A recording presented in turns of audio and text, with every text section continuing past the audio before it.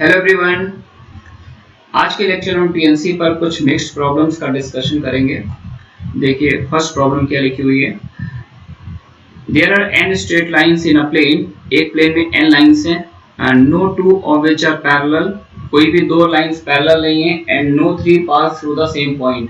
और कोई भी तीन लाइन कॉन्करेंट नहीं है। Their point of intersection are joint so that the maximum number of fresh lines thus introduces this। ठीक है ना। तो ये एक्चुअल प्रॉब्लम है आपकी। एक प्लेन पे मैंने n लाइंस ड्रॉ की है और हर एक लाइन हर दूसरी लाइन को इंटरसेक्ट करेगी बिकॉज आपको मेंशन किया गया कोई भी दो लाइन पैरेलल नहीं है और कोई भी तीन लाइन कॉन्करेंट भी नहीं है। जैसा आपने देखा हो ट्रायंगल्स में मीडियन कॉन्करेंट होती है, एल्टीट्यूड कॉन्करेंट होते हैं, वो सारी लाइन एक ही पॉइंट से पास होती है। तो ऐसे केस में कुछ पॉइंट ऑफ इंटरसेक्शन का लॉस होता है, लेकिन उन्होंने क्लियरली मेंशन किया है कि no two lines are parallel and no three lines are concurrent, है ना। अब उनसे जितने भी पॉइंट ऑफ इंटरसेक्शन जनरेट हो रहे हैं उन सारे पॉइंट ऑफ इंटरसेक्शन को हम ज्वाइन करेंगे और बताना नई कितनी lines. Fresh line means new lines, है ना। ओल्ड लाइन हटा देनी। ओल्ड लाइन कितनी है? n। n तो ओल्ड लाइन है, ये ओल्ड है, इनसे मुझे मतलब नहीं, मेरे को बताना है नई कितनी लाइन जनरेट होगी। ठीक है ना। तो इस क्वेश्चन को करने के बहुत सी अप्रोचेस है हमारे पास। जैसे एक अप्रोच तो एक स्ट्रेट फॉरवर्ड है। स्ट्रेट फॉरवर्ड अप्रोच ये है कि कोई भी फोर लाइन का एक सेट, अगर हम कोई भी फोर लाइन प्लेन में कोई भी फोर लाइन सेलेक्ट करें तो फोर लाइन के एक सेट से तीन नई फ्रेश लाइन जनरेट होती है। कैसे जनरेट होती है समझिएगा जरा। जैसे मैंने ये दो लाइन बना दी, है ना, और दो ये बना दी, फोर लाइंस बना दी। This line is L1, this is L2, this is L3, this is L4। अब फोर लाइन अगर एक प्लेन में बनाएंगे तो उन फोर लाइन से कितने पॉइंट ऑफ इंटरसेक्शन जनरेट हो जाएंगे? 4C2, 4C2 that is 6। और 6 मेरे को दिख भी नहीं, देखिए एक तो ये आ गया 1 2 3 4 5 6, ये 6 पॉइंट ऑफ इंटरसेक्शन आ गए। अब मेरे को ये देखना है कि नई लाइन बनानी है। तो नई लाइन कैसे बनेगी? नई लाइन ऐसे बनेगी जैसे मैं पहले इस पॉइंट ऑफ इंटरसेक्शन को पिक करता हूं। तो ये पॉइंट ऑफ इंटरसेक्शन किसके किसके इंटरसेक्शन से आ रहा है? देखिए जरा, ये वाला इंटरसेक्शन, ये इंटरसेक्शन पॉइंट आ रहा है L3 और L1 के इंटरसेक्शन से आ रहा है। तो अगर हम इस इंटरसेक्शन पॉइंट को उस इंटरसेक्शन पॉइंट से ज्वाइन करें जिसमें इन दो लाइन का रोल नहीं है, जिसमें इन दो लाइंस का कोई भी कंट्रीब्यूशन नहीं, तो हमें साथ ये फ्रेश लाइन मिलेगी। जैसे मैंने इसको इससे ज्वाइन किया, एक फ्रेश लाइन आ गई F1, इसको मैंने क्या कॉल किया? F1, एक फ्रेश लाइन। ठीक है ना। अब अगर सिमिलरली इसको इससे ज्वाइन करेंगे तो देखिए एक दूसरी फ्रेश लाइन मिल रही है, दिस वन, ये आपकी सेकंड फ्रेश लाइन है, दिस इज F2। और थर्ड ये लाइन मिल जाएगी, इसको इससे ज्वाइन कर दें आप, F3, है ना। तो आपने ये नोटिस किया कि मैंने फोर लाइंस प्लेन में ड्रॉ की, तो फोर लाइन से 6 इंटरसेक्शन पॉइंट आए और हमने जब एक इंटरसेक्शन पॉइंट को उस इंटरसेक्शन पॉइंट से ज्वाइन किया जिसमें पुरानी दो लाइंस का रोल नहीं है, तो उससे तीन फ्रेश लाइंस जनरेट हो रही हैं, है ना। तो total number of fresh lines, total number of fresh lines equal to, तो सबसे पहले हम ये देखेंगे कि n लाइंस में से मैं फोर लाइंस कितने डिफरेंट तरह से सिलेक्ट कर सकता हूं। n लाइंस में से फोर लाइंस को कितने डिफरेंट तरह से सिलेक्ट कर सके? NC4। और हर एक सिलेक्शन से 3 न्यू लाइंस जनरेट होंगी, 3 फ्रेश लाइंस जनरेट होंगी। तो इन सिलेक्शन से कितनी लाइंस बन जनरेट हुई? NC4 into 3। और NC4 आई थिंक आप फैमिलियर है, n-1, n-2, n-3 अपॉन नीचे क्या आएगा आपका? नीचे फैक्टोरियल 4 आ जाएगा। फैक्टोरियल 4 into 3 करेंगे तो आपका वही रिजल्ट आ जाएगा जो ऊपर लिखा हुआ है, दिस वन। डायरेक्टली भी लिख सकते हैं NC4 into 3 अगर कहीं पर पिक्चर में ओवरलैपिंग हो रही है। ठीक है ना बच्चों? ठीक है, तो ये मेथड क्लियर हो गया। अच्छा, इस मेथड की फील बच्चों को थोड़ी सी कम आती है, थोड़ा सा सरप्राइजिंग सा लगता है कि सर ये तो बिल्कुल रटा रटाया सा थॉट हो गया, ये कैसे पेपर में क्लिक करेगा। इस तरह का क्वेश्चन आएगा कि फोर लाइंस के बारे में ही सोचना है, फिर फोर लाइन के सेट बनाने हैं, आउट ऑफ द बॉक्स एक तरह का सीन लगता है बच्चों को ये, है ना। तो अब इसी क्वेश्चन को करने का एक डिफरेंट अप्रोच जो बच्चों को अच्छी लगती है, बच्चों को क्लिक भी करती है, कुछ बच्चे ऐसे आंसर निकालते भी हैं इसका। मेथड नंबर 2, देखिए जैसा कि भी हमने प्रीवियस मेथड में देखा था कि नई लाइन जनरेट कैसे होती है। नई लाइन तब जनरेट होती है जैसे मैंने कुछ लाइन से ड्रॉ की, एक ये लाइन ड्रॉ की, एक ये लाइन ड्रॉ की, इन दो लाइन ने इस इंटरसेक्शन पॉइंट पर इंटरसेक्ट किया। ये लाइन L1 है, ये L2 है ना। और इस प्लेन पर और भी बहुत सारी लाइंस हैं। तो नई लाइन बनाने के लिए हम इस इंटरसेक्शन पॉइंट को उस इंटरसेक्शन पॉइंट से ज्वाइन करेंगे जिसमें L1 और L2 का कोई रोल नहीं है। यानी वो इंटरसेक्शन पॉइंट हमें पिक करना पड़ेगा जो ना तो L1 के इंटरसेक्शन से बन रहा है ना L2 के इंटरसेक्शन से। तो हमने कोई एक और इंटरसेक्शन पॉइंट पकड़ लिया, ये वाला। सपोज करो ये लाइन L3 है, ये लाइन L4 है ना। तो जब हम इस इंटरसेक्शन पॉइंट को इससे ज्वाइन करेंगे तब ये फ्रेश लाइन मिलेगी।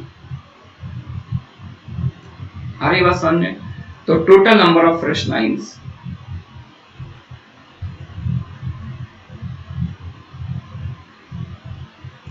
Total number of fresh lines equals to, तो पहले क्या काम करेंगे, पहले n में से, प्लेन में कितनी लाइन थी, n में से कोई भी दो लाइन सिलेक्ट कर लीजिए। Select any two lines. Suppose करिए आपने L1 L2 सिलेक्ट की है ना, तो एक इंटरसेक्शन पॉइंट से आ गया। अब इस इंटरसेक्शन पॉइंट को आपको बाकी बची हुई n-2 लाइंस के इंटरसेक्शन पॉइंट से ज्वाइन करना है ना। तो NC2 से मैंने कोई भी दो लाइन पिक कर ली, उससे जो इंटरसेक्शन पॉइंट प्रोड्यूस हुआ उसको किससे ज्वाइन करना है, बाकी बची हुई दो लाइन से। तो बाकी बची हुई लाइंस से कितने इंटरसेक्शन पॉइंट प्रोड्यूस होंगे, n-2 into C2। ठीक है ना। लेकिन क्या ये आंसर परफेक्ट है? मतलब जनरली स्टूडेंट ये आंसर देते हैं कि सर ऐसा करिए कि पहले n में से कोई भी दो लाइन पिक कर लीजिए, उससे एक इंटरसेक्शन पॉइंट आ जाएगा और इस इंटरसेक्शन पॉइंट को बची हुई लाइंस के पॉइंट ऑफ इंटरसेक्शन से ज्वाइन कर लीजिए। बची हुई लाइन कितनी हो, n-2, तो n-2 लाइंस कितने इंटरसेक्शन पॉइंट प्रोड्यूस करेंगे, n-2 C2। तो दिस इनटू दिस। लेकिन भाई साहब थोड़ा अलर्ट रहना, यहाँ पे एक रेपिटेशन हो रहा है। रेपिटेशन कैसे हो रहा है कि आप जॉब को दो पार्ट में हैंडल कर रहे हो। पहले आप दो लाइन सेलेक्ट करते हो, उससे जो पॉइंट ऑफ इंटरसेक्शन आता है उसको दूसरे पॉइंट ऑफ इंटरसेक्शन से ज्वाइन करते हो। सपोज करो पहली बार में आपने लाइन L1 L2 पिक की और बाद में आपने इसको L3 L4 के पॉइंट ऑफ इंटरसेक्शन से ज्वाइन किया, तो एक लाइन ये मिल गई, F1 लाइन मिल गई, है ना। अब जरा देखिए यही F1 लाइन रिकाउंट हो रही है। कैसे रिकाउंट हो रही है कि अगर पहली बार में जो दो लाइन पिक करते हैं आप, पहली बार में जो दो लाइन पिक की वो L3 और L4 होती, ये दो लाइन पिक की होती पहली बार में, और इन इससे जो इंटरसेक्शन पॉइंट जनरेट होता इसको बची हुई लाइन के इंटरसेक्शन पॉइंट से जब आप ज्वाइन करेंगे तो उसमें एक केस वो भी तो आएगा ना यार, जिसमें L1 L2 के इंटरसेक्शन पॉइंट को आप इससे इस डायरेक्शन में कनेक्ट करेंगे। आ रही बात समझ में? तो अगर ये वेक्टर होता तब तो इसको 2 काउंट कर लेते, कोई सेंस ऑफ डायरेक्शन चेंज हो जाती, लेकिन यार वेक्टर नहीं है, ये तो अब लाइन है। तो ऑब्वियसली यहाँ पर F1 लाइन रिकाउंट हो रही है। और आई थिंक आपको ये बात समझ में आ गई, वो रिकाउंटिंग कैसे हो रही है कि पहले हम दो लाइन पिक करते हैं, बाद में हम इसको बचे इंटरसेक्शन पॉइंट से ज्वाइन करते हैं। तो पहली बार में दो लाइन L1 L2 भी हो सकती हैं और L3 L4 भी हो सकती हैं। तो answer remaining the same, NC2 वही आ जाएगा, n into n-1, n-2 C2 means n-2 n-3 और डिनोमिनेटर में 2 to the 4 to the 8। ठीक है ना, ये तरीका हो गया। अच्छा, इसका एक मेथड बच्चों और भी है जिसको हम रिवर्स मेथड कहते हैं। ये भी बच्चों को थोड़ा सा अच्छा लगता है, समझ में आता है और थोड़ा परफेक्ट फील आती है इस मेथड से भी। मेथड थर्ड में हम बात करेंगे यार कि प्लेन में लाइंस कितनी n। तो सबसे पहले मैं ये जानना चाहूंगा कि अगर मैं प्लेन में if I plot n lines on the plane, then these n lines produces how many point of intersection, means we have to find out the number of point of intersection which can be generated by the intersection of these n lines on a plane। तो ये n lines plane पे कितने intersection point produce करेंगी, तो obvious सी बात है वो NC2 point of intersection आ जाएंगे।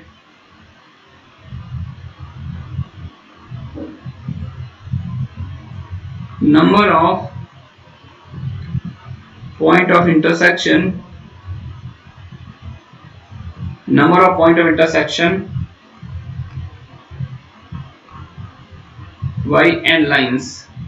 तो n लाइन के इंटरसेक्शन से कितने इंटरसेक्शन पॉइंट जनरेट हो जाएंगे, NC2 इंटरसेक्शन पॉइंट जनरेट हो जाएंगे, है ना।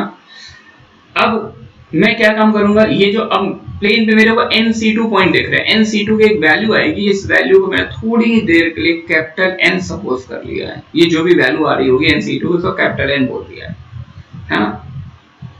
तो अब मैंने क्या किया, मैंने ये n पॉइंट्स ज्वाइन कर ड्रॉ कर दिए, मतलब कुछ पॉइंट मैं देखना चाहता हूं। ये L1 लाइन है, ये L2 लाइन है। अच्छा, L1 पर बाकी सारी लाइंस इंटरसेक्ट कर, L2 भी कर रही होगी, L3 भी कर रही होगी, L4 बाकी सारी लाइंस इंटरसेक्ट कर रही होंगी। तो आप मुझे ये बताओ कि ये जो मैंने टोटल पॉइंट निकाले हैं इनसे कितनी लाइन जनरेट हो जाएंगी इन इंटरसेक्शन पॉइंट से। Therefore, number of lines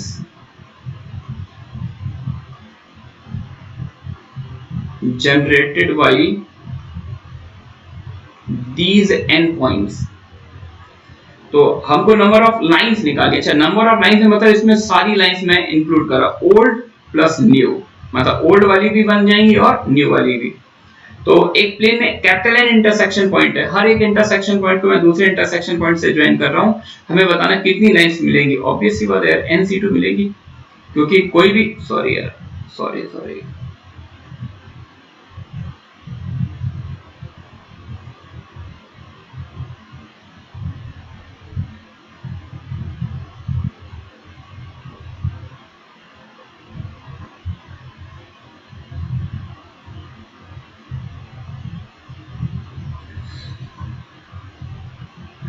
चलिए, इरेजर अभी प्रॉपर वर्क नहीं कर रही है, यहाँ पर आ जाते हैं, इसको इधर लिख लेते हैं। NC2 इंटरसेक्शन पॉइंट आ जाएंगे, ठीक है ना।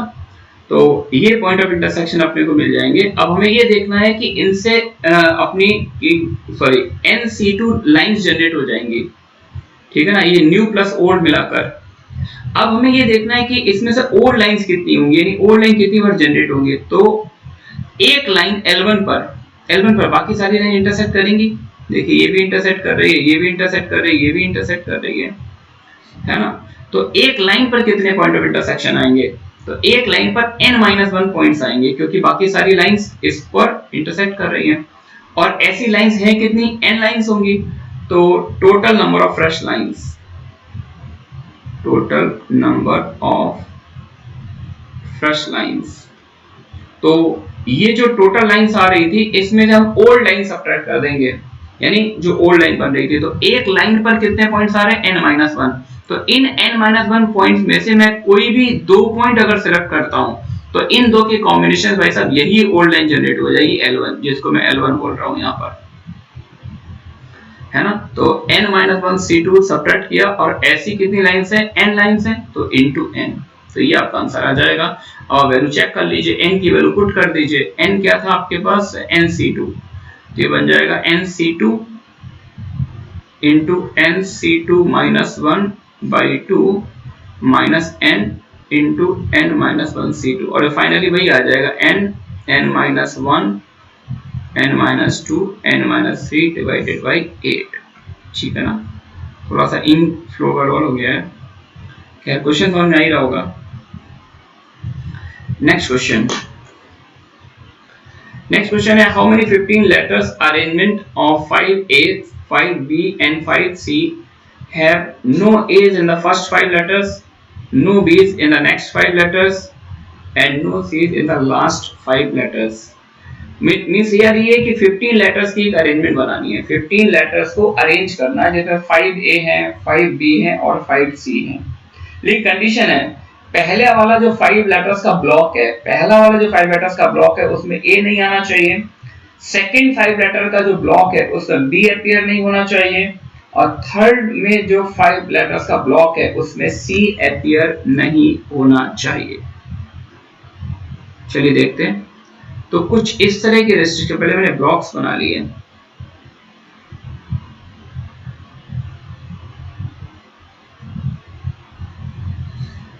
ये पहला ब्लॉक है, ये सेकंड ब्लॉक है ना। तो फर्स्ट ब्लॉक में रेस्ट्रिक्शन क्या थी, नो ए नहीं आना चाहिए इसमें। सेकंड जो ब्लॉक आ रहा 5 लेटर्स का, इस पे रेस्ट्रिक्शन थी नो बी अपीयर नहीं होना चाहिए। इस पे रेस्ट्रिक्शन थी नो सी नहीं आना चाहिए। तो पहले वाले ब्लॉक में ए की एंट्री प्रोहिबिटेड है, लेकिन बी और सी तो आ सकता है। और इसमें लेटर्स कितने आएंगे, 5 लेटर्स इसमें है, 5 इसमें है और 5 इसमें है। तो मैंने सपोज कर लिया कि इसमें बी x टाइम्स आ रहा है और सी 5 माइनस x टाइम्स आ रहा है ना। बी x टाइम्स है और सी 5 माइनस x, क्योंकि 5 भी लेटर्स आ सकते हैं, तो बी अगर x होगा तो ऑब्वियसली सी 5 माइनस x होगा। ठीक है। अच्छा सेकंड वाला ब्लॉक जो है उसमें बी अलाउड नहीं है, बी नहीं, इसका मतलब ए और सी आएगा, ए और सी आएगा। अच्छा सी 5 माइनस एक्स टाइम्स यूज कर लिया तो सी बचेगा एक्स टाइम्स, और सी थर्ड ब्लॉक में यूज करना नहीं है, इट मीन बचा हुआ पूरा अमाउंट सी का सेकंड ब्लॉक में यूज होगा, तो सी पूरा पूरा बचा हुआ यहाँ पर आ जाएगा, सी आएगा एक्स टाइम्स, क्योंकि दोनों सी का सम 5 होना चाहिए, ठीक है ना। अब सी एक्स टाइम्स आ चुका है, अब बाकी आएगा क्या इसमें ए, तो ए कितनी बार आ जाएगा 5 माइनस एक्स टाइम्स, क्योंकि टोटल लेटर्स 5 मेरे को यूज करने हैं, इन दोनों का सम 5 होना चाहिए, ठीक है बच्चों। ओके अब इसमें सी नहीं आएगा, इसमें आएगा ए और बी, तो ए आप 5 माइनस एक्स टाइम्स यूज कर चुके हो, तो ए बचा हुआ सारा इसमें आ जाएगा ए एक्स टाइम्स, और बी एक्स टाइम्स आपने यहाँ यूज कर लिया था, तो बी आएगा 5 माइनस एक्स टाइम्स, है ना। तो अब अगर हम पहले ब्लॉक की अरेंजमेंट की बात करें तो टोटल 5 लेटर्स हैं जिसमें बी एक्स टाइम्स रिपीट कर रहा है, सी 5 माइनस एक्स टाइम्स, तो पहले ब्लॉक की अरेंजमेंट आएगी factorial 5 upon factorial x into factorial 5 minus x. Second block की भी साइज सेम अरेंजमेंट है, बिकॉज़ 5 लेटर्स हैं, सी एक्स टाइम्स है, ए 5 माइनस एक्स टाइम्स, तो factorial 5 upon factorial x factorial 5 minus x, और सी ब्लॉक की भी स्टोरी वही है, थर्ड ब्लॉक की factorial 5 upon factorial x into factorial 5 minus x. I think ये समझते हैं, ये 5cx होता है कॉम्बिनेटोरियल कोएफिशिएंट, है ना। तो total number of arrangement, total number of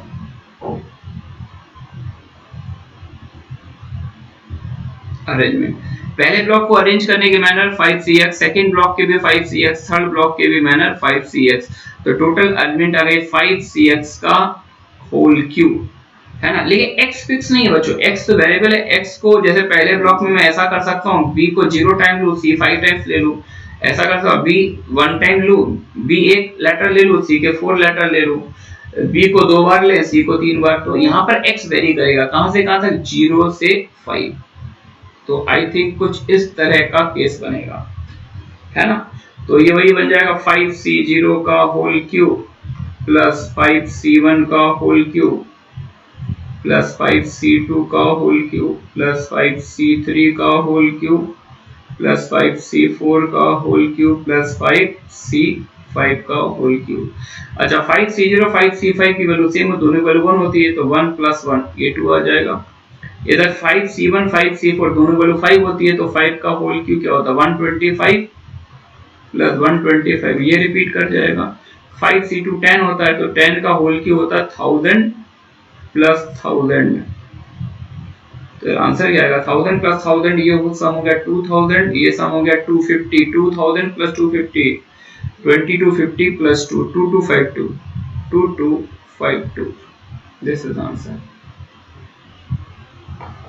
ठीक है बच्चों, चलिए मूव करते हैं नेक्स्ट प्रॉब्लम पर।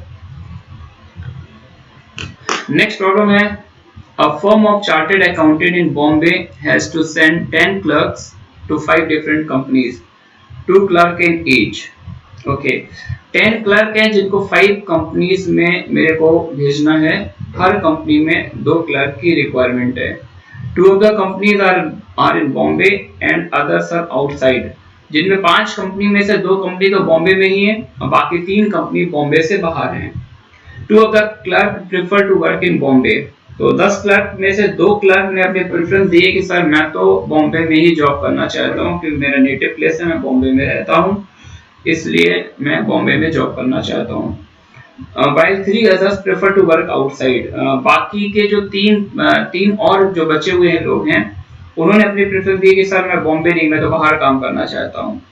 In how many ways the assignment be made if the preferences are to be satisfied, ठीक है ना। तो बच्चों क्वेश्चन की लैंग्वेज को थोड़ा ध्यान से पढ़ना, अच्छा क्वेश्चन है, सिंपल क्वेश्चन है, लैंग्वेज जितनी ज्यादा लिखी है उससे छोटा आंसर है। तो सबसे पहले देखिए बॉम्बे और आउटसाइड को मैंने पुणे सपोज कर लिया, है ना। तो बॉम्बे में 2 कंपनी है C1 C2 और पुणे में 3 कंपनीज हैं C3 C4 C5, हर कंपनी में मेरे को 2 क्लर्क चाहिए, इसमें भी 2 चाहिए, इसमें भी 2 चाहिए, यानी ओवरऑल मेरे को 10 क्लर्क की रिक्वायरमेंट है इन 5 कंपनीज में।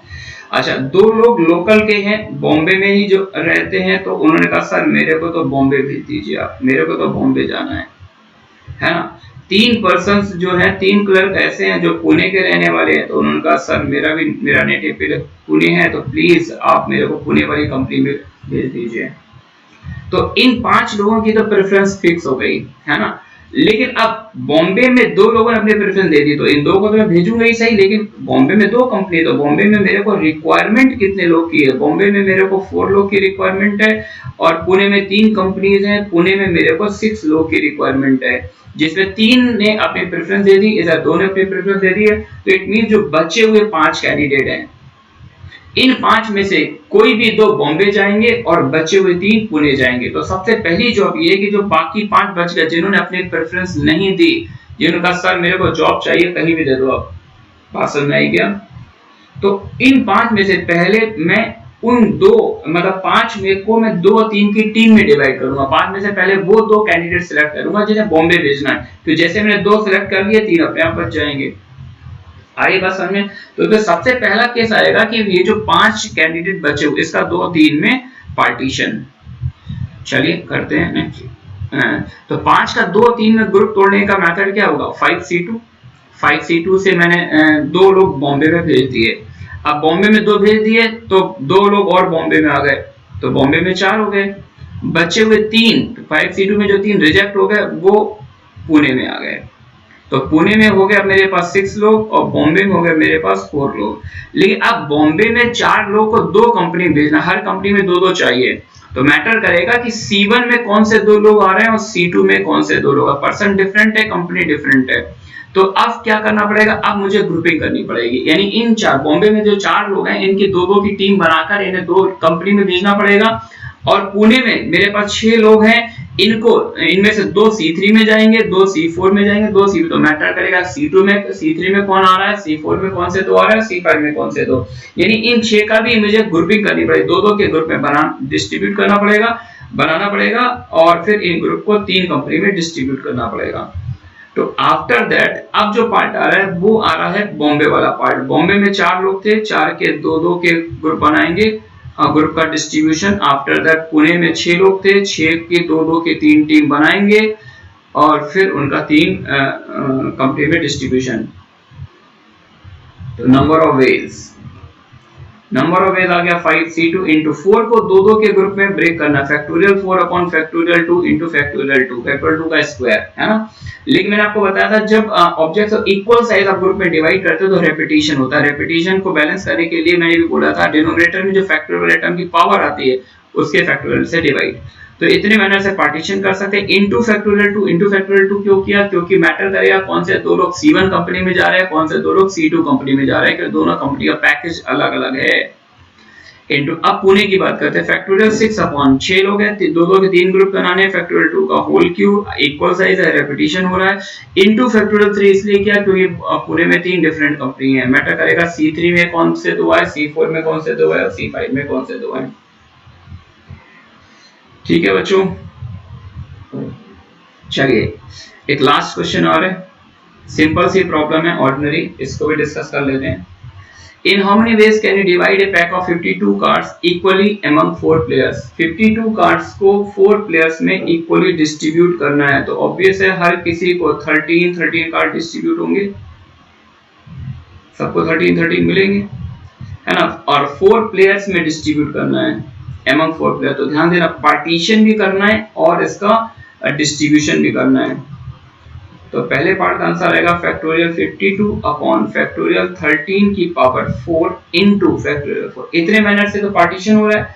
अब इन पार्टीशन को 4 प्लेयर में भी डिस्ट्रीब्यूट करना, मैटर करेगा ये वाले 13 कार्ड किसको मिल रहे हैं, ये 13 किसको मिल रहे हैं, तो इनटू फैक्टोरियल 4, ये कैंसिल हो गया। तो पहले पार्ट का तो आंसर आ गया आपका, ठीक है ना। सेकंड पार्ट मैंने बोला in how many ways the cards can be divided in 4 sets. Second part में केवल मैं कार्ड्स का पार्टीशन कर रहा हूं, केवल पार्टीशन कर रहा हूं, डिस्ट्रीब्यूशन नहीं कर रहा हूं, बहुत ध्यान से लैंग्वेज समझना है। In how many ways the cards can be divided in 4 sets, 3 of them having 17 cards each and 4 with 1 card. यानी सेकंड केस में मैं 52 कार्ड के 4 पार्टीशन कर रहा हूं, जिनमें से 3 पार्टीशन में 17 कार्ड है, 17 या 51, और चौथे में सिर्फ 1 कार्ड है। तो नॉट ए बिग डील, सिर्फ पार्टीशन करना है, डिस्ट्रीब्यूशन नहीं करना है। फैक्टोरियल 17 का होल क्यूब इंटू फैक्टोरियल 1। अच्छा इक्वल साइंस दिख रहा है यहाँ पर तो फैक्टोरियल 3 से डिवाइड और बाहर मल्टीप्लाई में किसी से भी नहीं करूंगा। क्यों नहीं करूंगा? क्योंकि यहाँ पर बोला नहीं गया, सिर्फ पार्टीशन की बात की गई है। ठीक है बच्चों, तो देखते रहिए, अगले लेक्चर में और कुछ अच्छी प्रॉब्लम्स के साथ डिस्कशन करेंगे और थ्योरी भी पढ़ेंगे हम लोग अगले लेक्चर में। ठीक है, ओके बच्चों, थैंक्स फॉर वॉचिंग।